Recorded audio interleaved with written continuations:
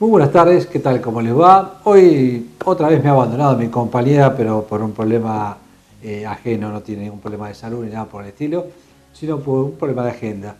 Le mandamos un saludo a Marcela y hoy vamos a tener un programa con algunas notas que hemos realizado en otros programas anteriores y algunas actuales, que hemos hablado con el doctor Sebastián Polo sobre cáncer de mama. Hemos hablado con el doctor Juan Sáenz sobre la parte quirúrgica de lo que es el cáncer de mama. Y también hemos invitado al grupo Gapo-Lalsec, que ellos han estado ya en 2 o 3 oportunidades en nuestro programa, pero bueno, los hemos invitado ya como cierre de todas las campañas que han realizado durante el año 2017. Y una cosa que me decían que creo que hay que recalcar, que casi todas son mujeres las que participan en este grupo y que necesitan realmente que haya también hombres, porque hay pacientes con problemas oncológicos, hay familiares, hombres que tienen pacientes oncológicas y que sería importante que también se acerquen y se agrupen y participen en todas las actividades que hace este grupo realmente, que por suerte está trabajando en nuestro medio y hace muy pero muy bien a la comunidad. Vamos a las presentaciones, empezamos con el programa y espero que les sea de muchísima utilidad.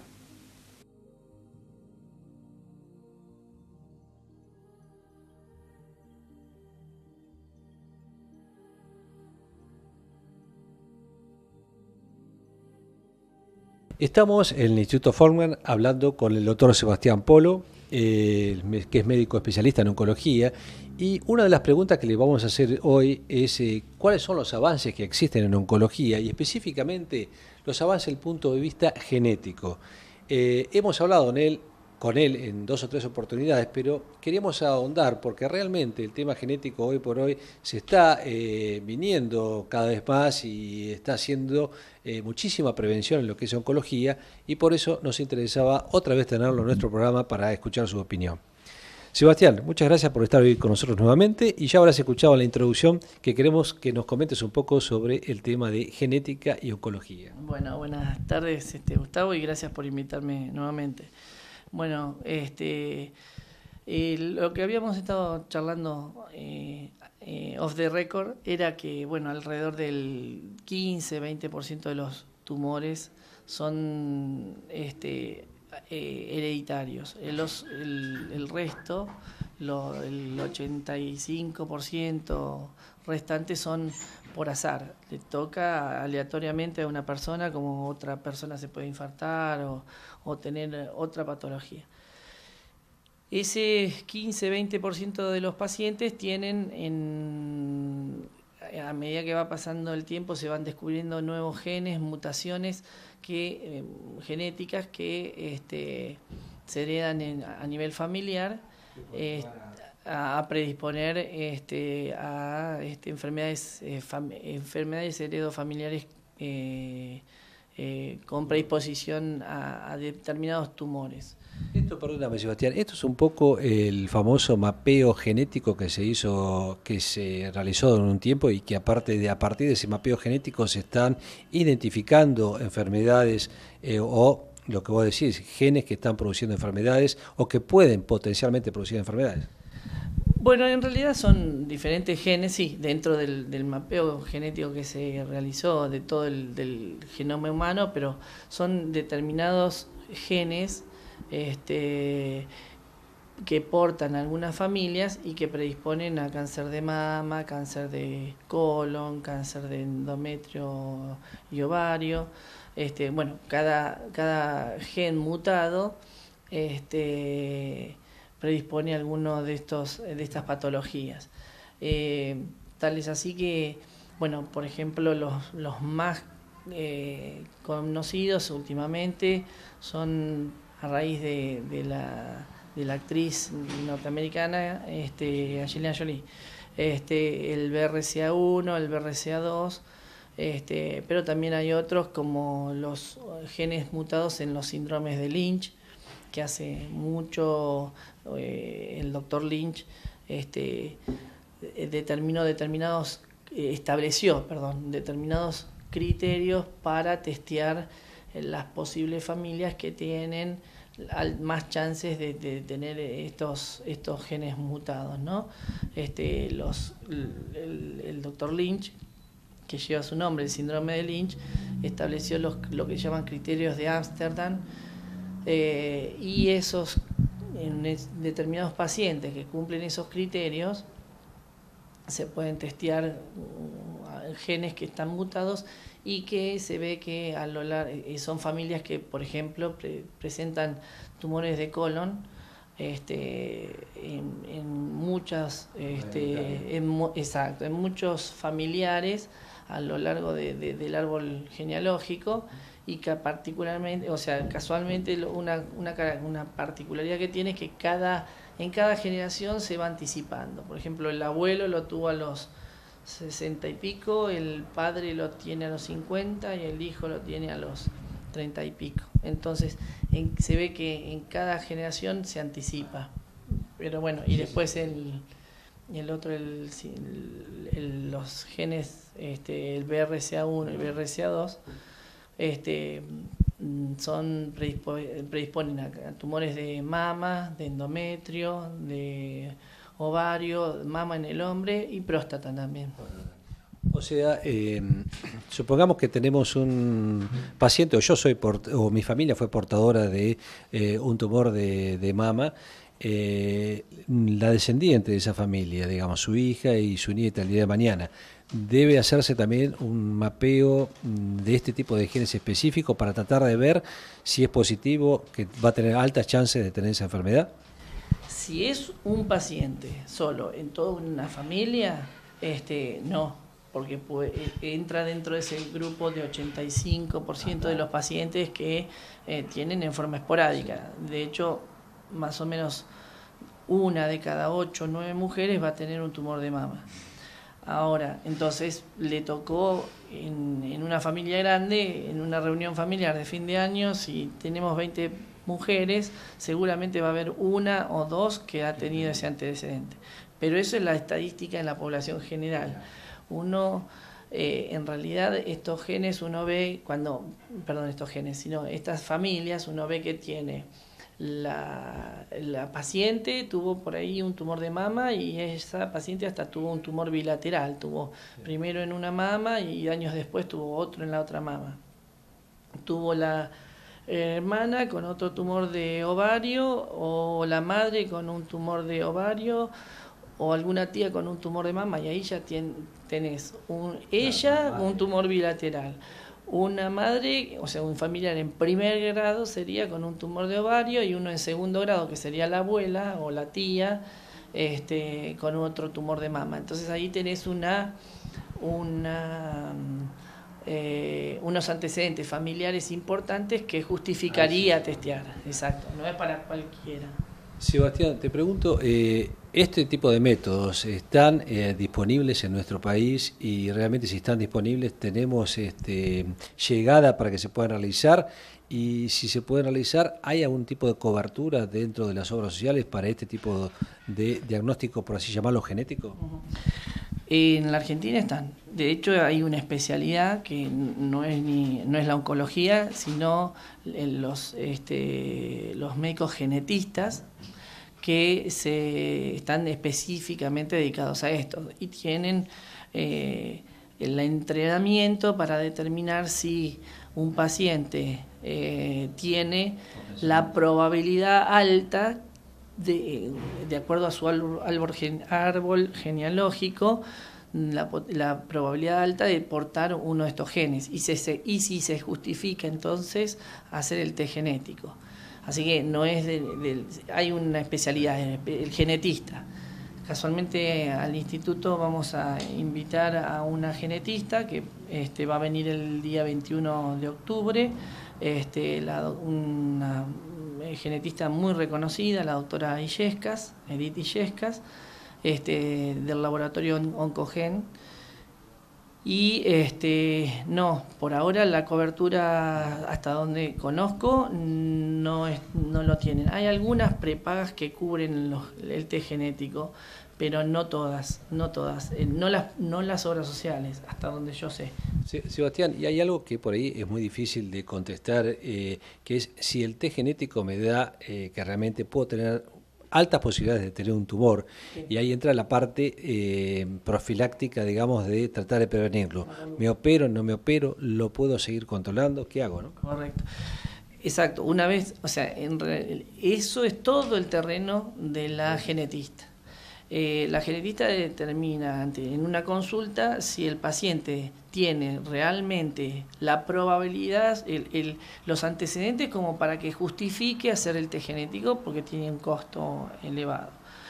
Si el paciente tiene los antecedentes o altas chances de tener el gen, no quiere decir que teniendo el gen sí o sí vaya a desarrollarlo. Supongamos que tenga una alta probabilidad de tener el gen, se testea. Ese gen en ese paciente, en esa persona exclusivamente, ya le determina determinada probabilidad. No es que sí o sí lo va a tener. El genetista le determinará, le dirá, bueno, usted tiene 80% de chances de tener un tumor o no, o 20 o 50. O sea que una cosa es la probabilidad de tener el gen y otra cosa es, una vez que tiene el gen, la probabilidad de desarrollar o no. Y de acuerdo a eso, la persona individual puede decidir sobre tomar alguna conducta o no. En este caso, por ejemplo, la actriz se hizo una mastectomía bilateral profiláctica. Bueno, eso es parte de la consulta con el genetista porque disminuye el riesgo, la mastectomía bilateral profiláctica, pero no lo evita en forma absoluta. Entonces hay que balancear ahí la morbilidad, la estética, todo, respecto de cuánta seguridad le brinda. Y a su vez hay otras conductas que puede ser un control más estricto o tratamientos hormonales como que se llaman quimioprevención. O sea, hay alternativas. Bueno, y en cada paciente lo decide por sí mismo, ¿no? Sebastián, fuiste muy claro. Esperamos que la doctora Illesca tenga buen asentamiento en nuestra ciudad, en sus consultas. Y bueno, el instituto veo que sigue progresando en todo lo que es prevención y diagnóstico oncológico. Así que, Sebastián, muy amable por estar con nosotros. Y vamos a intentar de poder estar con la doctora Illesca cuando venga. Esto es un anticipo ya de su llegada. Bueno. Muchas gracias.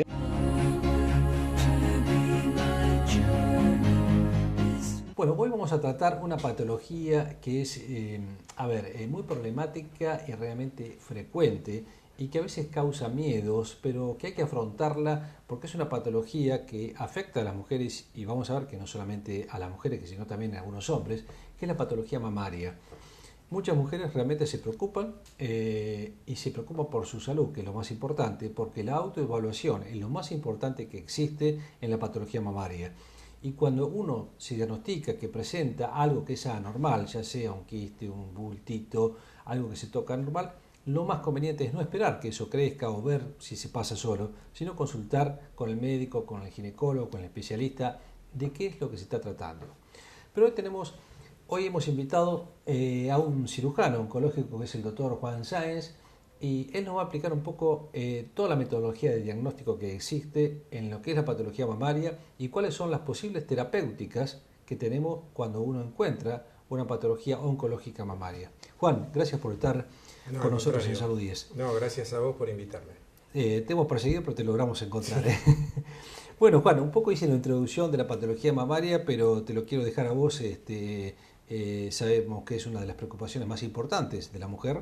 Y bueno, el diagnóstico, aparte de la autoevaluación, ¿en qué consiste un poco, no? Sí, hoy por hoy, para las estadísticas que maneja el Instituto Nacional del Cáncer, es el tumor más frecuente y además es el tumor más frecuente fundamentalmente en la mujer y la principal causa de mortalidad por cáncer. O sea que ahí uno ve la importancia de todo el tema de la prevención, sí, ¿no?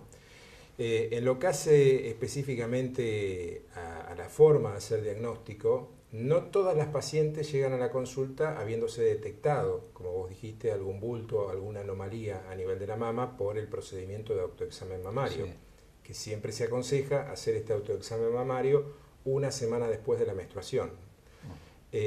Muchas vienen a la consulta o porque sienten dolor, que es el motivo de consulta más frecuente, digamos en un consultorio de mastología, o porque tienen dudas, porque hay algún antecedente familiar y han tenido algún tipo de problema, algún derrame por pezón, etc. Entonces, acá lo que entra en juego es lo que se denomina el triple diagnóstico. ¿En qué se basa ese triple diagnóstico?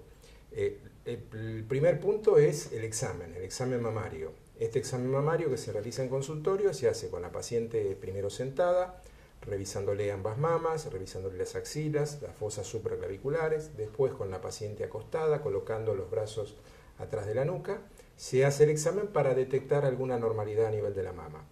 Luego del examen físico que se realiza a la paciente, dependiendo de cuáles son los síntomas y de cuáles son los signos que encuentra el médico en la paciente que consulta, pasamos a la etapa de los diagnósticos por imágenes.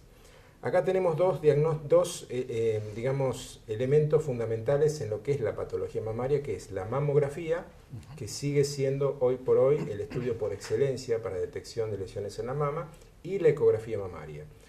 Los dos estudios hoy por hoy prácticamente se utilizan de la misma manera porque se consideran estudios complementarios. No es que uno reemplace al otro, sino que se complementan.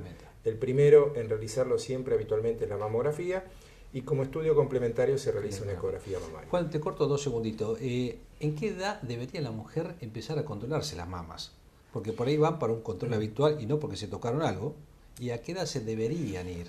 Mirá, la edad que se aconseja siempre es a partir de los 40 años, pero esto es variable. Sí. ¿Por qué es variable? Porque hay factores hereditarios que hacen que determinada población de mujeres, por tener algún familiar directo, que puede ser una madre, una hermana, una tía, que ha tenido una patología mamaria, es conveniente que el control lo haga digamos, de manera más temprana. Habitualmente lo que se aconseja es a partir de los 40 años hacer la consulta al médico. Hoy no se está aconsejando, si no hay síntomas, realizar esta primera mamografía o primera detección a los 40 años, pero sí o sí a partir de los 50. Lo que no se puede evitar es realizar la mamografía de control entre los 50 y 70 años. Claro. Antes de los 50 y posterior a los 70 depende de las características de cada paciente. Las pacientes, por ejemplo, que toman hoy el consumo de anticonceptivos, está totalmente masificado, ¿tienen un mayor porcentaje de poseer, digamos, un cáncer de mama o no tienen riesgo? Ese es uno, digamos, de los mitos de lo vinculado al cáncer de mama. En realidad, los anticonceptivos orales no modifican el riesgo que puede tener una paciente de padecer en algún momento de su vida un cáncer de mama, no lo modifican. Distinto es la terapia estrogénica de reemplazo. La terapia de reemplazo, que es la que se instaura a partir de que se instala la menopausia, eso sí, hay estudios que han demostrado la incidencia que tiene muchas veces, no tanto en la aparición de un tumor de mama, sino en que lo hace de manera más temprana, es decir, acelera los tiempos, ¿no? Pero bueno, volviendo al tema de los diagnósticos, la mamografía sigue siendo el elemento de diagnóstico por excelencia, y uno lo que trata de buscar en la mamografía son o bien algún nódulo, que es una formación de mayor densidad que el resto de la mama, alguna densidad de características espiculadas, lo que son las microcalcificaciones mamarias, que son como un puntillado como si fueran granitos de sal en una mamografía, y que bueno, eso a veces despiertan la atención de quien está observando la mamografía. En algunos casos son consideradas sospechosas, en otros no, porque en la mayoría de los casos están vinculadas a patología benigna. No asustarse cuando aparece algo de esto, pero sí tener la luz amarilla prendida. Exactamente. Y como estudio complementario, la ecografía. La ecografía fundamentalmente porque en las zonas más densas de la mama, y eso puede ocurrir en pacientes más jóvenes, digamos cuando el tejido es más duro, más compacto, tejido más glandular, la ecografía ve mucho más que la mamografía, y en esas zonas de mayor densidad pueden aparecer nódulos que a lo mejor la mamografía no detecta. Hay otro digamos, estudio diagnóstico de imágenes, que es la resonancia, que desde hace varios años que se está utilizando mucho, no de manera rutinaria, pero que sí aporta lo suyo en los casos en que los dos anteriores dejen dudas el diagnóstico, y sobre todo en aquellas pacientes o bien que tienen una cirugía previa en la mama, o aquellas pacientes que tienen prótesis mamarias, donde por ahí a veces el diagnóstico y la visión de una mamografía se dificulta. Bueno, ahí va a ir a preguntarte el tema ese, que hoy muchísimas mujeres tienen prótesis mamarias, y bueno, ¿cómo se pueden controlar a través de una prótesis, ¿no? Y si hay algún riesgo mayor o no de poseer un cáncer de mama. En relación a los riesgos no existe. era también uno de los mitos de que el tema de las prótesis podía llegar digamos, implicar un riesgo mayor de padecer un cáncer de mama. Esto se ha demostrado que no es así. Lo que sí dificulta es el diagnóstico. Por eso se utilizan algunas técnicas especiales dentro de la misma mamografía, o si no la resonancia magnética, para tratar de visualizar mejor en aquellas mamas que tienen una prótesis, porque la prótesis lo que hace es un poco como si fuera compactar el tejido mamario, que queda mucho más compacto y por ahí no se puede visualizar bien una imagen. Juan, hicimos el diagnóstico de un nódulo, una lesión sospechosa en la mama a través de los estudios que vos nombraste, mamografía o ecografía. ¿Cómo seguimos? Bueno, cuando uno considera que una lesión es muy dudosa, sospechosa y que potencialmente puede ser algo de características malignas, puede directamente programar una cirugía.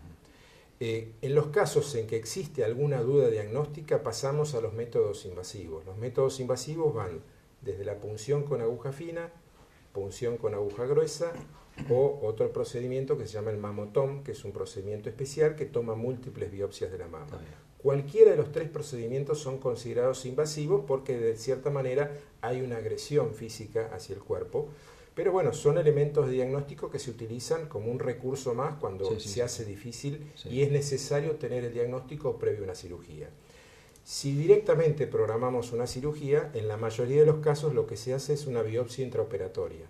Es decir, supongamos que vamos a tratar a una paciente con un nódulo de mama, lo que se hace en la cirugía es sacar el nódulo de mama con un margen de tejido que lo circunda, un margen de tejido sano. Ese mismo nódulo se lo damos en el quirófano al patólogo, el patólogo lo analiza en microscopio y el patólogo nos da un informe de las características que presenta este nódulo, fundamentalmente si es un nódulo benigno o si es un nódulo maligno. Mucho más que esto por ahí en el quirófano el patólogo no puede aportar, porque no es un estudio detallado que se hace como el que se hace en laboratorio, pero eso sí permite definir la táctica que uno va a utilizar en el transcurso de la cirugía, si consiste en solamente sacar el nódulo y nada más, o si hay que proseguir la cirugía hacia una cirugía más amplia. Bueno, eso, vos disculpame unos minutitos para un corte y vamos a seguir próximamente hablando de qué tipo de cirugía hay y qué tipo de cirugía reconstructiva para pacientes que han tenido cáncer de mama existen. ¿Cómo no? Un segundo, ya continuamos con el doctor Sáenz. Bueno, Juan, veníamos hablando de métodos diagnósticos, las características que puede tener un nódulo de mama. Llegamos al quirófano, hicimos la biopsia en el quirófano, el nódulo es maligno. ¿Qué tipo de cirugías tenemos para cáncer de mama?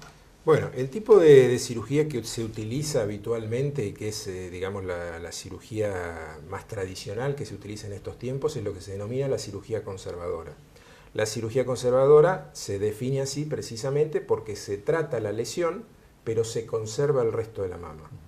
Esa cirugía conservadora, en la mayoría de los casos, va seguida de un estudio de los ganglios axilares. Este estudio de los ganglios axilares, dependiendo también de las características del nódulo, fundamentalmente del tamaño, puede ser solamente sacar un ganglio, que es lo que se denomina ganglio centinela. Esto es por técnicas de marcación o por técnicas que utilizan isótopos radioactivos, que es, digamos, un poquito más complejo, pero se puede utilizar y mostrar cuál es el primer ganglio hacia donde drena los linfáticos de la mama, estudiar ese ganglio, si ese ganglio es negativo, la cirugía termina ahí. O si no, puede ser que ocurra otra alternativa, que es, luego de tratar el problema de la mama, pasar a una cirugía sobre la axila que consiste en hacer lo que se denomina un vaciamiento axilar. ¿En qué consiste el vaciamiento? Consiste en sacar de manera, digamos, total lo que sería la grasa de la axila, donde dentro de la grasa va a haber ganglios.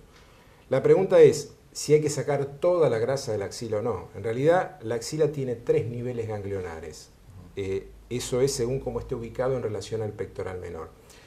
Habitualmente lo que se hace es un vaciamiento, es decir, se sacan los ganglios del primero y segundo nivel. Los que están más cerca de la mama. Exactamente, fundamentalmente para evitar los problemas que en algún tiempo se veían con mucha más frecuencia, que eran los problemas de los linfedemas en los brazos. Hoy prácticamente no se ve en linfedema, salvo que haya alguna anomalía anatómica en la paciente que bueno, como consecuencia de una cirugía de axila tenga esto. Esto es lo que se denomina la cirugía conservadora.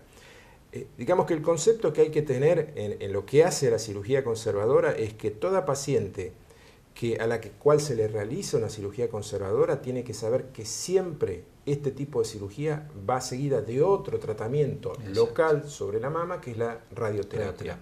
¿Por qué? Porque la radioterapia lo que hace es mejorar el resultado local de la cirugía.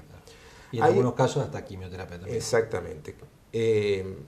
Con respecto a otros tipos de cirugías, depende un poco del tamaño de la lesión, de la ubicación de la lesión y de las características de la mama en general, porque podemos tener un nódulo que a lo mejor es relativamente chico, pero también la mama es chica.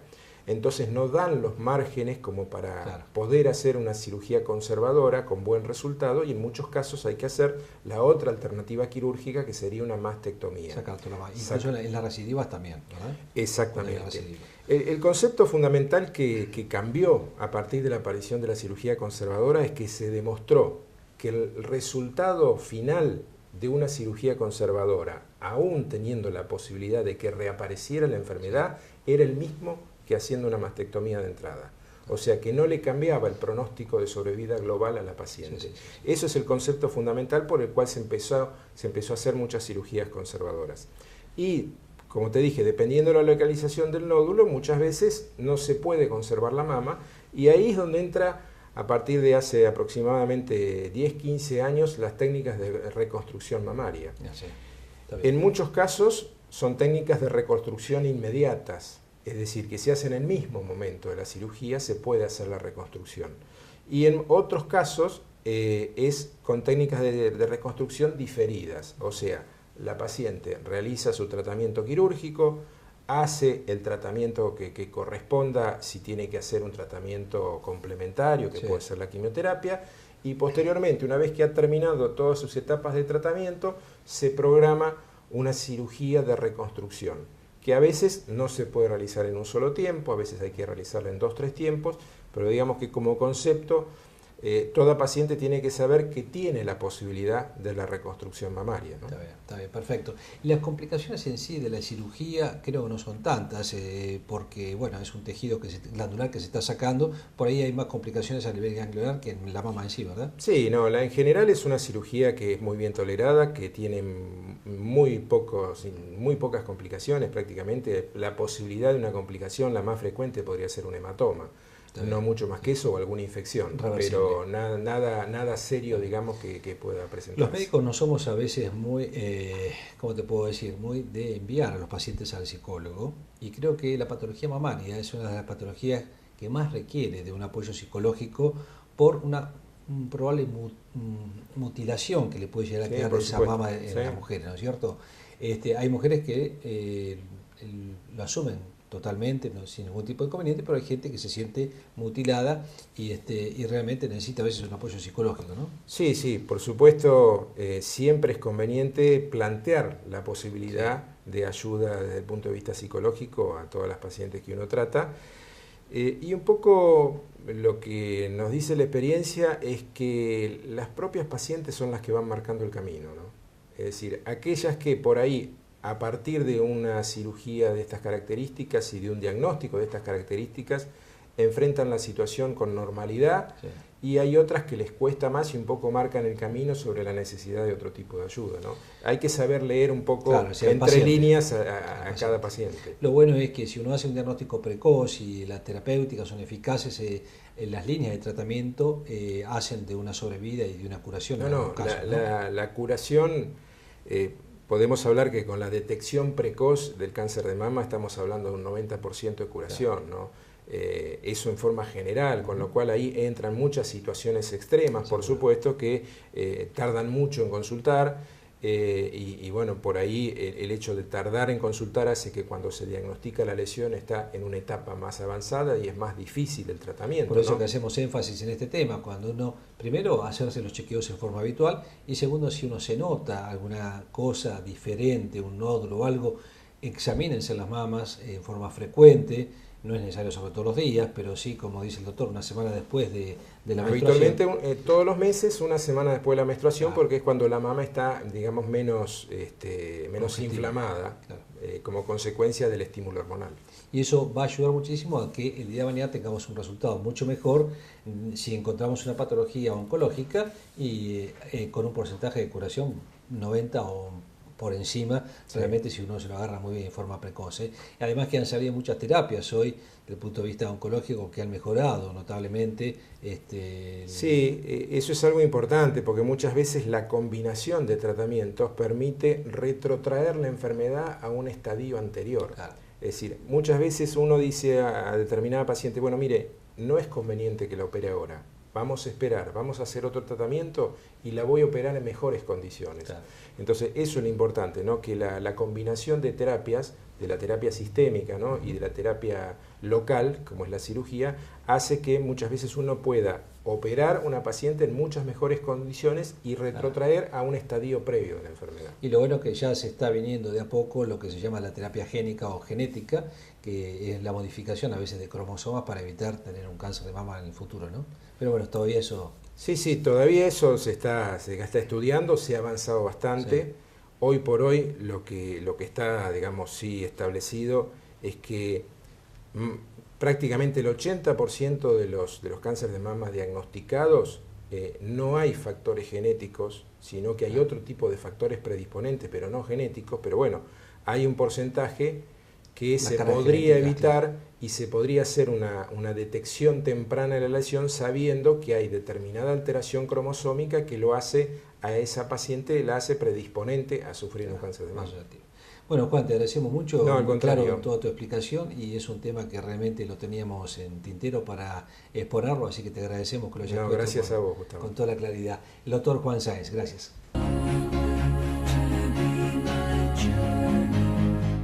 Como ustedes sabrán, en el mes de octubre se realizó en casi todo el país una campaña sobre el cáncer de mama, donde se realizaron muchísimas actividades y fundamentalmente concientización sobre esta patología que afecta a muchísimas mujeres de nuestro país.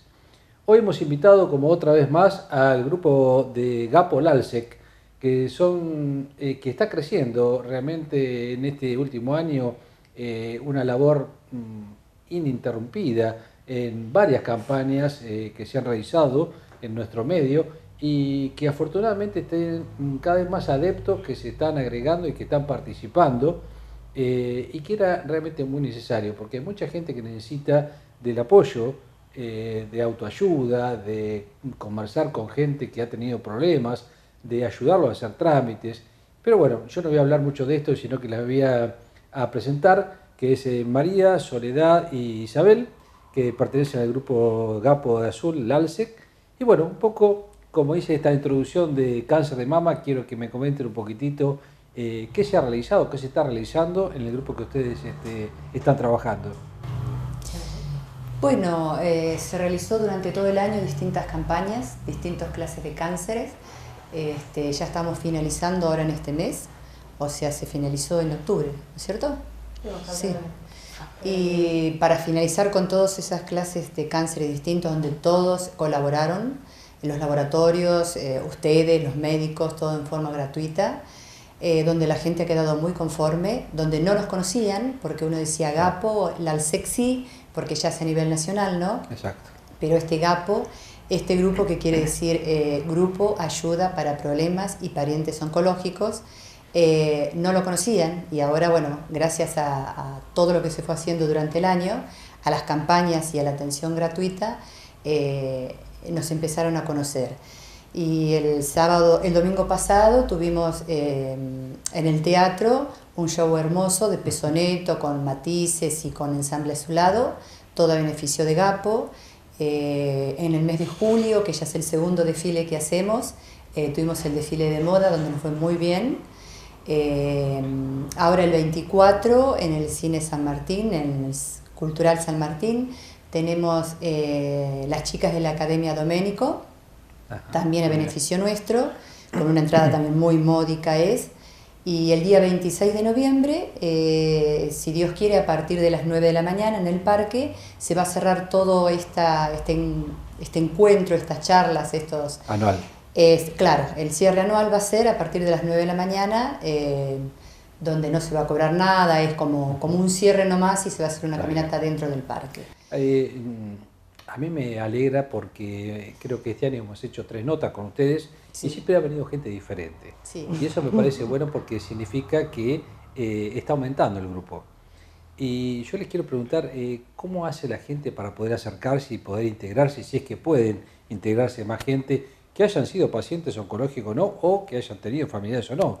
Hay gente que por ahí tiene vocación de ayuda en todo esto y por ahí quisiera colaborar también, ¿no? Sí, de hecho yo agrego que en el grupo tenemos una psicóloga social ad honorem y tenemos 3 ayudantes terapéuticos ad honorem y que siempre se va acercando gente nueva, realmente. ¿Dónde lo tienen que hacer? Y nosotros nos reunimos todos los miércoles de 16:30 a 18:30 en Arenales 618, donde era la sede antigua del ALCE. Es entre Irigoyen y Entre Irigoyen San Martín. y San Martín. Sí, Perfecto. sí. Bueno, cuéntenme algo del cáncer de mama, qué han hecho, qué piensan hacer el año próximo. Este año, bueno, en octubre nos enfocamos en realidad en lo que es la prevención y la detección temprana con respecto al cáncer de mama. Tuvimos un par de charlas con chicos en edad secundaria y la verdad que fueron de ambos lados recíprocamente muy positivas. Los chicos son el semillero a veces de todo este tipo de discusión, ¿no? Es importante eso. Sí. Sí. Hoy por hoy estábamos como grupo hablando sobre los casos en los hombres que están aumentando lamentablemente y había muchos chicos que no sabían que el hombre podía tener cáncer de mama. Entonces cada granito de arena que nosotros ponemos en la mente de estos chicos es positivo, Sí, suma. Aparte lo vuelcan en la casa, en la charla y... Sí, eso se charla y después bueno. Está bien. Bueno, con eso. Y por ejemplo, ustedes deben tener sin lugar a duda pacientes que han tenido cáncer de mama que necesitan de su colaboración, de sus ayudas. ¿En qué consiste eso? Bueno, hay un banco de medicación dentro del hospital que si la gente no lo puede comprar o no lo manda a la obra social, que no llegue en término, se puede acudir a pedirlo ahí en el banco de medicación. La medicación, está bien, está bien. Y del punto, bueno, me decía que tiene un gabinete también con alguien que hace la parte psicológica, que hay veces que la parte psicológica no solamente es para el paciente que tiene el problema, sino que es para la familia, ¿verdad? Exacto. De saber cómo tiene que enfrentar a un paciente que tiene una enfermedad oncológica y que hoy en día las enfermedades oncológicas no son lo que eran antes, que siempre esto lo mencionamos, sino que hoy en día muchísimos pacientes van a ser pacientes oncológicos de por vida, pero con vida, que es lo más importante. Antes se nos bajaba una persiana porque no teníamos mucho más cosas que hacer. Era muy cerrado. Totalmente. Y la prevención es lo fundamental, porque no hay que esperar que venga la enfermedad. No. Hay que tratar de no tenerle miedo y atacarla cuando la podemos sospechar o la podemos buscar. Hay cáncer de mama, ustedes saben, el control ginecológico las mujeres lo tienen que hacer de forma frecuente, en próstata a los hombres, en colon después de los 50 años, en piel el examen dermatológico. Entonces son todas patologías que uno las puede prevenir. Y si tenemos la mala suerte de tener un cáncer, pero en épocas tempranas, tenemos una alta posibilidad de curarnos, que eso es lo que es más importante. Porque antes era un sinónimo cáncer de la muerte. Exacto. Y hoy no es así en realidad. Exacto. No. De hecho, las 3 hemos padecido cáncer de mama y las 3 en determinadas edades y Perfecto. las 3 salimos adelante. Sí, seguro. Yo Y bueno, he es sido- el mejor ejemplo que le pueden dar a Claro. aquel que tiene un Exacto. Yo he cáncer de sido mama. recidiva y con metástasis, bueno, Sí. y acá seguimos. Acá estamos. A ver, yo siempre digo que primero hay que aceptar la enfermedad. Sí. Es la única forma de enfrentarla y pelearla y ganarle. Si uno no acepta la enfermedad, vemos en el grupo que llega gente, tenemos una compañera que un día dijo, no, yo la mama no me la voy a sacar, doctor, a mí me das rayo, me das quimio. Es respetable, Sí, seguro. todo es respetable. Otros que decimos, no, enseguida es como que la queremos sacar de encima. Sí, seguro. a este enemigo, ¿no? El tema es hacerle ver realmente cuál es el pro y los contras de cada cosa, ¿no? Exacto. Y bueno, y al grupo van en distinta etapa. El que recién recibió la noticia, que por supuesto no es nada agradable, el que está en rayos, el que está en quimio, el que va a ir a una cirugía, el que salió recién de una cirugía, el que empieza el tratamiento con pastillas, con medicación, o sea, tenemos todos los casos. La medicación y los tratamientos oncológicos hoy en día han avanzado muchísimo. Y esto hace que mejore la calidad de vida. Exacto. Además, ¿no? Que ya las quimios no son las de antes, no es tanta la descompostura o el malestar. Y ya está la segunda y tercera líneas también de tratamientos. De tratamientos. Cuéntenme, para el próximo año, ¿tienen ya algún proyecto? ¿Tienen pensado hacer alguna actividad? ¿O todavía no está armado? No, estamos cerrando el año bastante conforme porque bueno, pudimos comprar 3 sillones cama para la parte de oncología del hospital, nuevos. Retiramos los 3 que estaban un poco rotos para repararlos, para retapizarlos. Compramos una heladera con vidrio que sea visora para no perder el frío, la cadena de frío, y compramos un negastoscopio, que fue lo primero que se puso para el hospital. La idea nuestra es que haya una sala especial para oncología y no compartida, porque todas nosotras que pasamos por esto sabemos que no es agradable, y aparte menos con gente que uno no conoce, con gente que tiene otra patología. Hay veces que cuando uno se da la quimio o los rayos está muy cansado o descompuesto realmente. Aparte la inmunodepresión también puede provocar una sobreinfección, ¿no? Y aún una cosa muy simple, lo que parece una pavada, yo me había hecho en Tandil, todo mi segundo tratamiento no lo hice acá. Me sentaba en un sillón negro y cuando nosotros recibimos los sillones que son color manteca, me senté y algo en mi interior me hizo, qué lindo que es. Es como que hasta el color tiene que ver en estos tratamientos. Es increíble, ¿eh? Bueno, fíjate, yo lo experimenté. Usted está sentado en este momento en una silla de colores, ¿no? Sí. Y es cierto que eso la gente pega mucho, ¿no? Pega mucho, yo no me había dado cuenta hasta que yo no me senté. Los colores alegres y pasteles, sí. Bueno, nosotros nos ofrecemos el próximo año también en colaborar en todo lo que necesiten desde el punto de vista de difusión de las campañas que se puedan llegar a realizar. Sabemos que esto es día a día, año a año. Uno no tiene que bajar los brazos en todo este tipo, no solamente los tratamientos, sino en las campañas, en el grupo que están ustedes fundamentalmente. Y nosotros, de este punto de vista, lo que hacemos es difundir un poco todo lo que se hace en diferentes áreas de muchísimas patologías, dentro de las cuales, por supuesto, está las oncológicas, ¿no? Así que bueno. Chicas, no sé si quieren agregar alguna otra cosa. Sí, una cosita nada más, que no solamente la gente viene acá a Arenales 618, donde estamos nosotros, hay gente que es muy humilde, que es muy corta y que ha tenido esta enfermedad, y hemos ido a la casa personalmente y hubo un caso que nos encontramos una señora con 10 hijos sola, totalmente sola y joven, y sin ningún recurso, y bueno, y salió adelante y hoy está bastante bien. Y como que se había entregado porque, claro, nadie la escuchaba, no sabía qué hacer, no sabía dónde ir. Y bueno, y aparte ayudamos para hacer trámites, para asesorar, hacer recursos de amparo, que muchas veces la obra social también nos da mucha vuelta, que es por ley, le decimos no, pero me dijeron que no, pero no están así. Bueno, no es solamente en la sede, sino a veces en casas particulares o gente que está deprimida, ir a conversar un poco del tema. Y que no están así. Isabel, sí. Nombraste el tema de las obras sociales. Yo quiero decir algo que muchas veces lo repito, que muchísimas obras sociales o prepagas deberían enviarle, como mandan propaganda de turismo, como mandan propaganda de otras cosas, enviarle a sus afiliados, de acuerdo a la edad que tienen, cuáles serían los controles que deben realizarse de acuerdo a su edad. Porque esto es muy importante, porque no solamente para, por supuesto, el bienestar del paciente y su familia, sino también para la obra social, que va a tener menos costos. Porque si uno agarra las enfermedades a tiempo, el costo va a ser mucho menor que cuando ya tenemos la enfermedad totalmente instalada. No solamente oncológico, ¿no? Hablamos cardíaca, de todo. En mi caso, la obra social nuestra todos los años manda una notificación de que viene un médico de la obra social para hacer los controles ginecológicos.